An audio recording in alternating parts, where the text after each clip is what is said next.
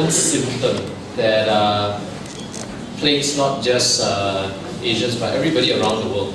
And it's a very common symptom that can either mean that you have a benign condition like PALS, or it could represent something life-threatening like colorectal cancer.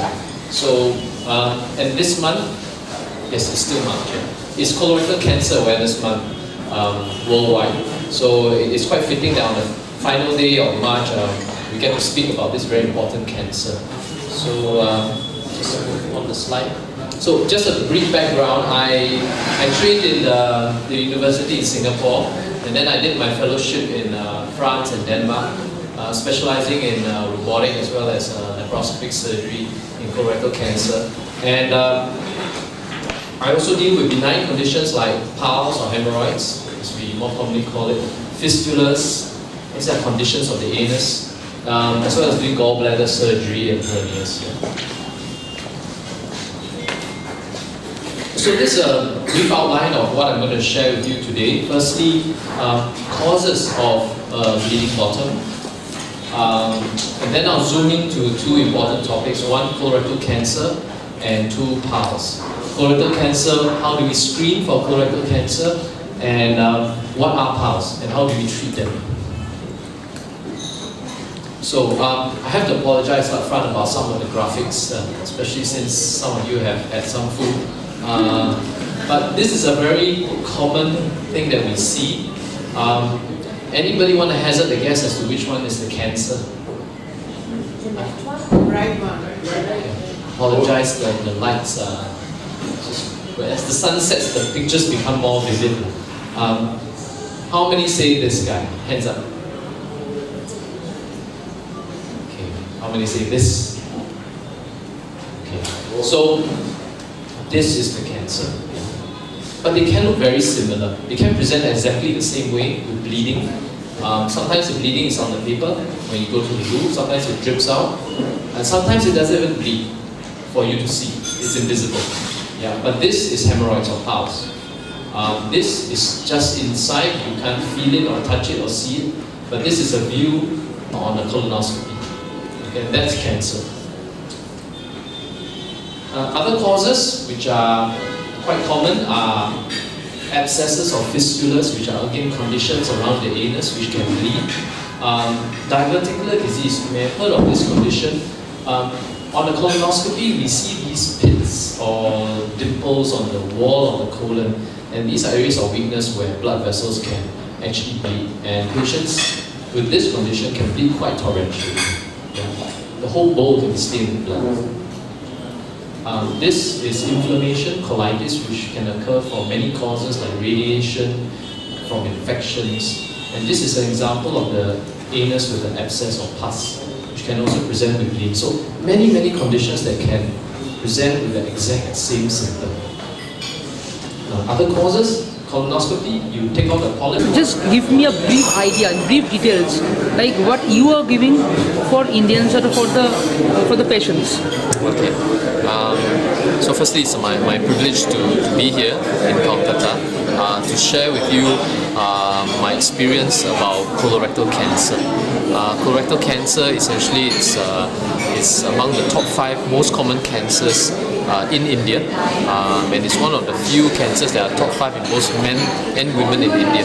So I'm here to basically raise awareness about colorectal cancer prevention and treatment, and to share with you our experience of the latest technologies that we at Parkway can offer our patients, and also patients from India who might be interested in seeking treatment over at Parkway hospitals. So as per you, the prevention, what is the point of prevention? Like how do you prevent from these type of cancers? Okay, so for colorectal cancer, we have technically literally a lead time, because colorectal cancers start from polyps, which are very small growths in the inner lining of the colon and rectum. Now, when they are small, they are benign and they are not cancerous.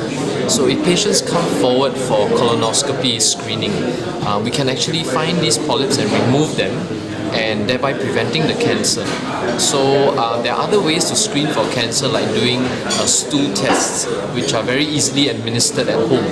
And all these small steps actually can prevent this cancer. And if the cancer is in fact detected early enough, unlike many other cancers, colorectal cancer can be cured in the early stages. What are the earliest symptoms that people should look out for? The challenge with colorectal cancer treatment is that in the early stages when they are small, patients may actually have no symptoms.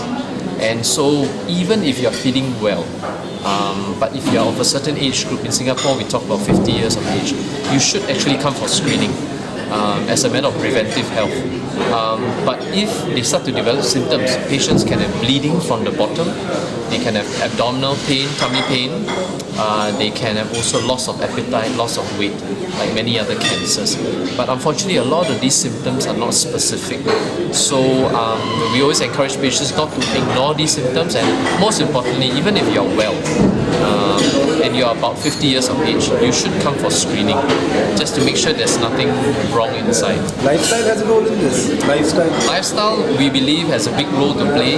What we eat, together with our genetic makeup, our family history of cancers in the family, history of polyps in the family, all this together we consider, and then we suggest to our patients whether they need to go for colonoscopy or not. But I think the bottom line really is to let the public know that colorectal cancer in the early stages may not have any symptoms, and it's always good to come early for screening even when you're well. Do you have any figure that how many people are dying because of this? Unfortunately, I don't have exact figures to the deaths, but we in Singapore, with a population of only 5 million people, we have about 1,000 cases of newly diagnosed colorectal cancer each year. So if you extrapolate that to India, there's actually a lot of colorectal cancer patients that are being diagnosed every year, and the incidence is increasing because our way of life, the things that we eat, and are constantly changing. Can you elaborate a bit on the eating habits? I mean, what should people avoid? Are there some foods that we should take more, or is it a myth that some food habits lead to cancer, some don't? Yes, I think the general belief is that foods that are high in saturated fats, oily, and in the Asian culture, deep fried foods tend to be linked to cancer causation. Some of us just had that. Yes, exactly. But I believe it's not about avoiding these foods totally, but in moderating your intake. Not eating this kind of foods every single day, and also have a healthy balance of your vegetables, your fruits, and also exercising regularly. Frozen meat, again, in moderation, it's okay. It's about knowing the source of your meat. Where did it come from? Is it a reliable source? And how is the fruit frozen? How is it prepared? So everything, I think, must be taken in balance, in moderation.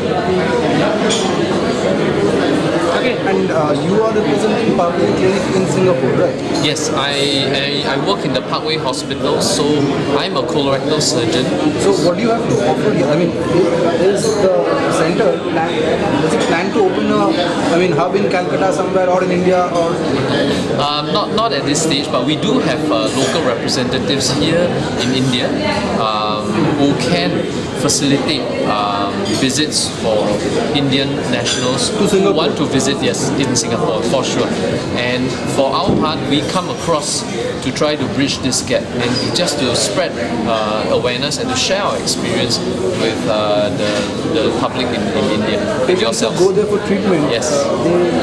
They find it easy to get visas and all. Some things, some leeways which you offer for, let's say, cancer patients going we can definitely facilitate with our local officers here in India, and they will help you with all the administration and all the paperwork. So it's actually a very smooth process, and the most important thing is that we want to give the best care to the patients in India. Is it already popular with Indians? Can you give us a rough figure? How many Indians, let's say, would go from here to Singapore? Unfortunately, I don't have these numbers offhand, but increasingly we are seeing more and more Indian nationals coming over to seek treatment. I think basically because we offer the latest care the state-of-the-art care, which is comparable to the Western countries, even in the US and in Europe, because many of us go over there to train, and then we bring our knowledge and skill sets back to Singapore to treat our fellow Singaporeans and likewise our fellow Asians. And on top of that, we also want to tell Indian patients coming over that we offer them a very good level of service, personal service. Yeah. Again, what is the expenditure in your Singapore? Okay. Like for a colonial cancer patient, what is the expenses or what is the budget that he should carry or she should carry with himself? Now this is a very difficult figure to nail down because it really depends on... No, but I am asking what is the basic? Basic, well, if we talk about colonoscopies, for example, someone who just wants to screen to see if they have any polyps or cancer. So if it's just a colonoscopy, patients don't need to stay in hospital. It's just half a day. It ranges from about 2,000 to 3,000 Singapore dollars. So that's an average figure for a start. If you have cancer and it's diagnosed and you need treatment, the figure varies depending on what kind of surgery you need and whether you need chemotherapy and radiotherapy. But just as a basic, just to come for screening. Regarding your global representative, does they are available in all the hospitals in Kolkata or they are very much available in some of the hospitals in Kolkata? And can you name the hospitals? They are not based in hospitals, but they have he's actually in the audience right now, and all you need is his contact, and he's mobile. He will service wherever you are, and then he will facilitate your travel to see us in Singapore. Can you name just one or two state-of-the-art technologies which you have introduced there?